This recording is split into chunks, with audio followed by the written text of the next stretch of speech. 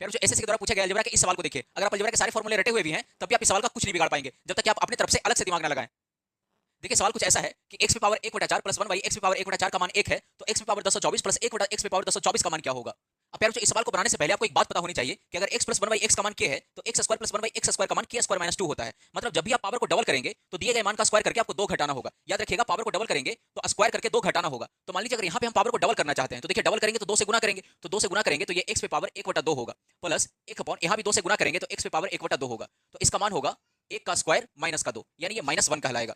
अगर हम फिर से पावर को डबल करें तो डबल करने के लिए इसमें जब 2 से गुना करेंगे तो x पे पावर ये 1 होगा प्लस 1 बाई x पे पावर 1 होगा। अब इसको फिर से करेंगे k स्क्वायर माइनस 2 यानी माइनस का 1 का स्क्वायर माइनस का 2। अब देखिए 1 में से 2 जाएगा फिर से -1 होगा। अगर हम फिर से पावर को डबल करें तो ये x square plus 1 by x square बराबर हो जाएगा k स्क्वायर माइनस 2 यानी माइनस 1 का स्क्वायर करके 2 घटाएंगे तो फिर से -1 होगा। अब यार जो फिर से अगर एक बार पावर को डबल कर दे तो x पे पावर 4 प्लस 1 बाई x पे पावर 4 का मान फिर से k स्क्वायर माइनस 2 यानी फिर से -1 होगा। अगर हम फिर से x पे पावर 8 निकालेंगे तो फिर से इसका रिजल्ट -1 आएगा।